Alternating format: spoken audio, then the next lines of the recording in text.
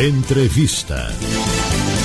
1h16, a Agência Nacional de Saúde Suplementar, a ANS, revogou a resolução que permitia às operadoras de planos de saúde cobrar até 40% dos clientes pelos procedimentos realizados no método de franquia e coparticipação.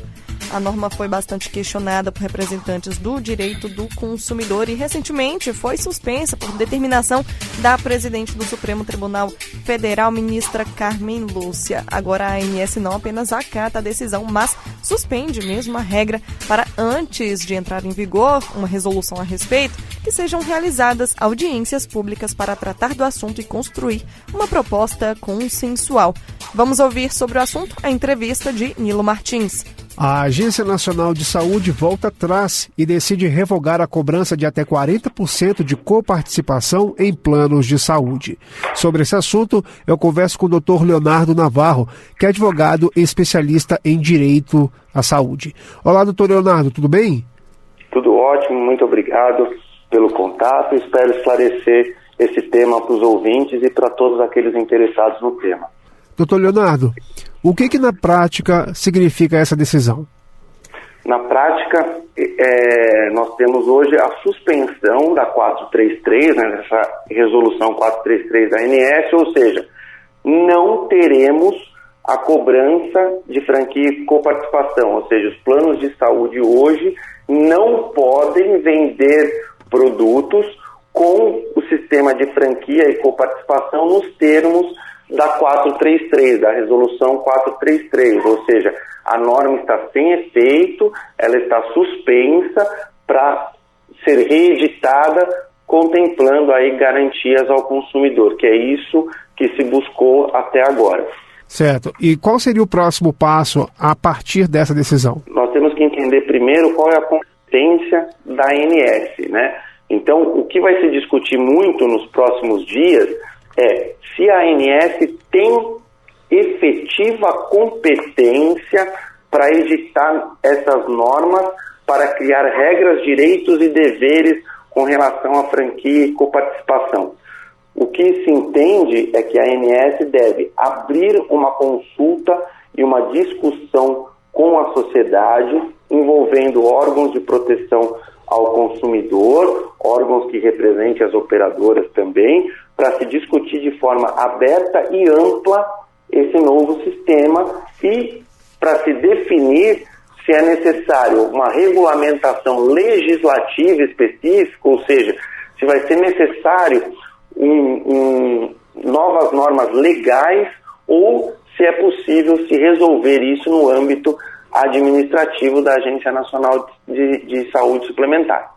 Então, é essa discussão que vai ser travada e enfrentada aí nos próximos meses, que é com relação à competência da ANS.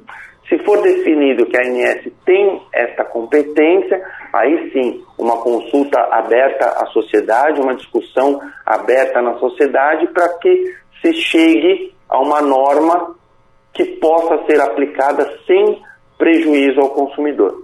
E o senhor acredita que essa decisão ela veio para favorecer ainda mais o interessado, no caso, o interessado em comprar o plano, pagar por ele, porque afinal de contas ele tem muitas dificuldades no dia a dia, com a participação. O senhor avalia dessa forma? Vamos lá.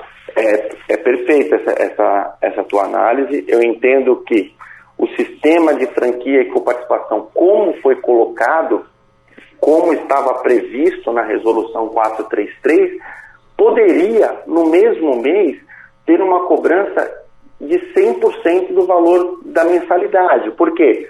A regra de coparticipação é de 40% para cada procedimento que a pessoa for fazer. Então, ela vai realizar um raio-x, paga 40%. Vai realizar uma ressonância magnética, mais 40%. No cômputo de todos esses exames e procedimentos que um usuário de plano de saúde venha a fazer, ele poderia pagar praticamente o valor de mais uma mensalidade naquele mês, limitado a 12 mensalidades adicionais ao ano, ou seja, quase o dobro do contrato. Então, hoje, a gente volta aos planos anteriores, antes dessa resolução, sem esse tipo de cobrança, ou seja, uma regra favorável ao consumidor. O que muito se discutiu durante essas semanas que essa norma teve vigência é que a Agência Nacional de Saúde Suplementar, ela extrapolou a sua competência no sentido de criar uma norma extremamente favorável ao plano de saúde, quando, na verdade, a agência ela não pode funcionar nem preservando totalmente o consumidor, nem tampouco os planos de saúde. Ela tem que trazer equilíbrio ao contrato, ela tem que trazer normas que viabilizem o uso do contrato. E essas normas de franquia e coparticipação, como colocado, foram extremamente prejudiciais ao consumidor. Foi, na verdade, um balde de água fria para quem gostaria de adquirir um plano de saúde. Eu entendo que, com essas normas, na verdade, iria ocorrer um benefício às operadoras, mas eu entendo que seria muito difícil novas adesões. Agora, essa questão dos 40%, né? Muito se disse que foi mais para poder equilibrar um pouco a questão do mercado, uma vez que muitas pessoas deixaram de ter planos de saúde por conta da crise econômica. No caso, o senhor acredita que após essa decisão as empresas teriam que tomar outra postura, outra decisão para tentar reverter e não prejudicar o lucro delas também? Eu entendo a pergunta, mas o problema não são as vidas que saíram dos planos de saúde. Realmente, se divulga aí uma saída de mais de 3 milhões de vidas ou até mais do sistema de saúde. O problema não é esse. O problema é o custo hospitalar, é o custo dos exames. É isso que deve ser enfrentado. Ou seja, quanto o plano de saúde paga por um exame para o hospital ou para o laboratório, quanto ele paga por uma cirurgia, quanto ele paga por diárias de internação para o hospital. Este custo é que precisa ser discutido. É isso que precisa ser avaliado, porque a grande distorção do mercado é essa. Agora, o que o plano de saúde está querendo fazer é transferir este custo para dentro da mensalidade, para tentar equilibrar. E isso é totalmente ilegal e isso é lesivo ao consumidor. São dois contratos totalmente diferentes. O contrato de prestação de serviço que o plano de saúde possui com o consumidor, que ele é obrigado a prestar o serviço à saúde, o consumidor paga por isso. E outra coisa é esse custo da medicina, esse custo hospitalar, esse custo dos exames.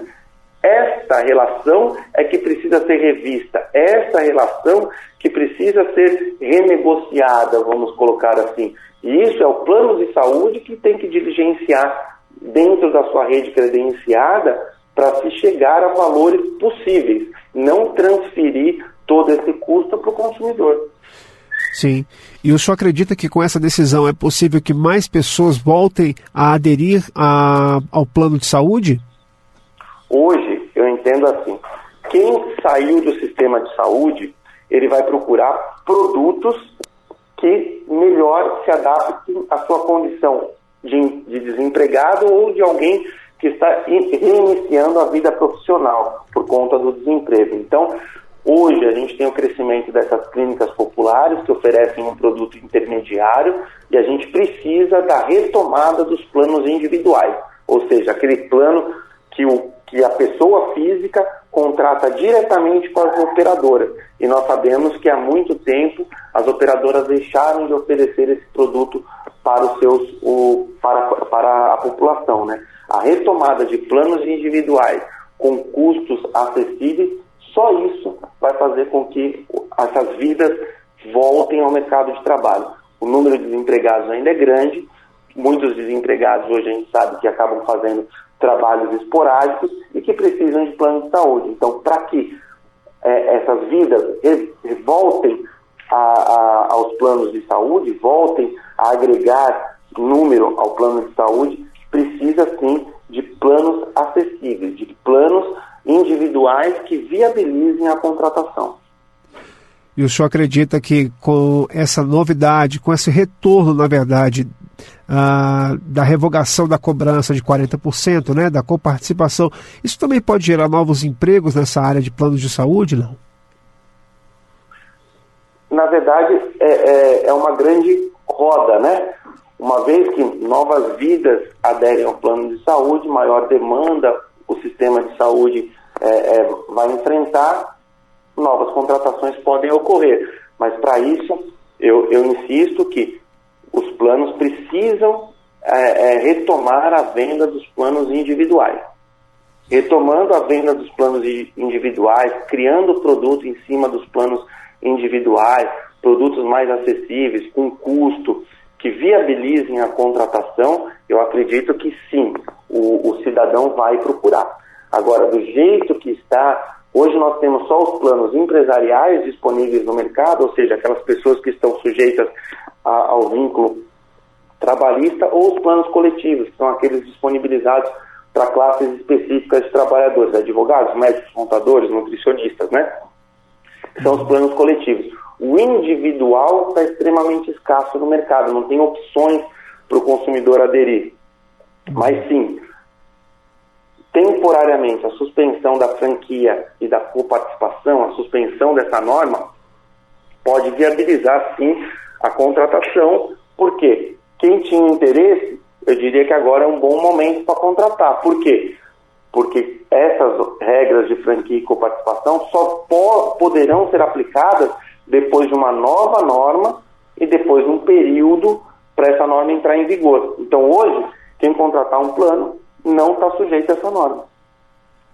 Perfeito. E qual que seria o próximo passo para realmente sanar de vez essa questão e esse problema envolvendo aí as operadoras de planos de saúde?